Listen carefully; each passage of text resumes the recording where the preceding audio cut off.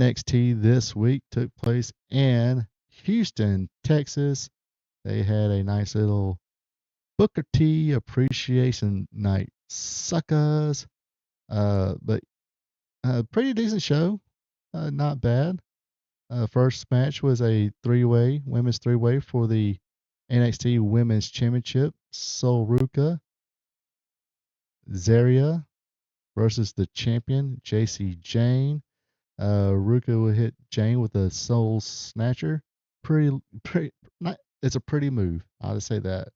But Zaria would pull her out of the ring, hit her with the F5 on the floor, threw her back in the ring. The other members of Fatal Influence would go after Zaria, but she would handle her own. Unfortunately, this gave JC the opportunity to kind of just roll over, cover Sol Ruka for the win. So JC Jane is still your NXT Women's Champion.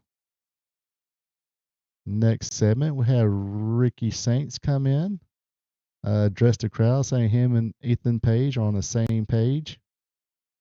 He wants to become a two-time NXT champion. Out comes Ethan Page, said no, he wants to be the NXT champion, not North American champion again, since he did defeat Joe Hendry in the tag team match last week. Of course, Joe Hendry comes out, stirs the pot a little bit. Page and Saints winds up attacking him. That's until Joe Hendry made a little comeback, started handling his own. A couple of follow-away slams.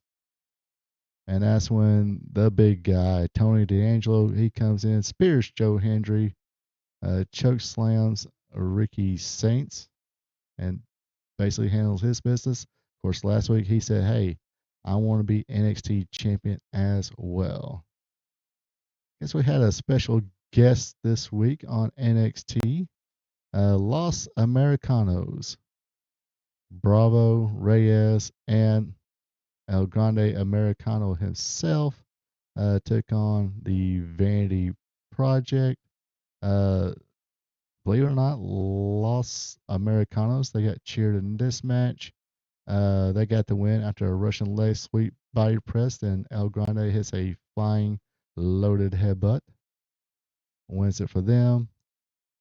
Of course, then we had the Booker T Appreciation Night segment. Ran through some old videos of Booker T. Actually showed some stuff from Global. I did not notice Stevie Ray in the crowds or anything. That would have been cool, but he was not there. I almost want to say Stevie Ray would be a better commentator than Booker T, but I digress on that one. But I think he, not only does his own wrestling school, but helps out the Performance Center as well. Kiana Carter came out, ruined the party. Then, as Carter was thinking about putting hands on Booker T, here comes Jasper Troy to come out and take out Keanu Carter. Next up, we had a match for the Women's Speed Championship. I guess this is I guess they don't do speed on X no more. It's the NXT Championship only now. But it was wound up Ren getting the win by submission with the final wrench. Looked pretty painful. I guess they were kind of selling that Hanley had a shoulder injury. That way, that's why she was submitted. All right, now there's a tournament going on for the number one contendership for the NXT Tag Team Championship. Gosh, I hate tournaments. Can we do away with tournaments? Can we just have a three-way and just, call it a day? Anyway, Hank and Tank took on the Birthright, Stax and Connor. Lexus would move Stax out of the way and took the Hank and Tank sandwich. Connor would make a blind tag. Hank and Tank didn't see it. Hit their finisher on Stack, but Connor rolled up Hank for the win, moving on in the tournament. It looks like, to me, I mean, this only, third or fourth time I've seen Lexus now since he's came to NXT. What about two? This I guess the second year there. He seems to be progressing pretty well, especially on the mic. Seems to be comfortable on the mic now. I don't think this.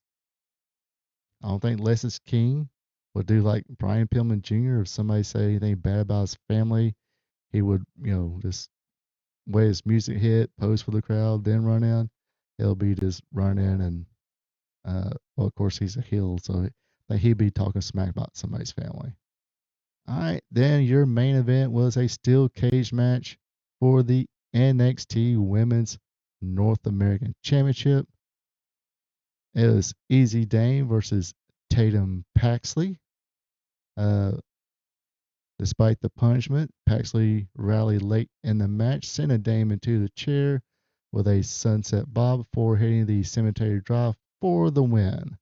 So Tatum Paxley is still your NXT North American champion, as Paxley was posing on the rampway.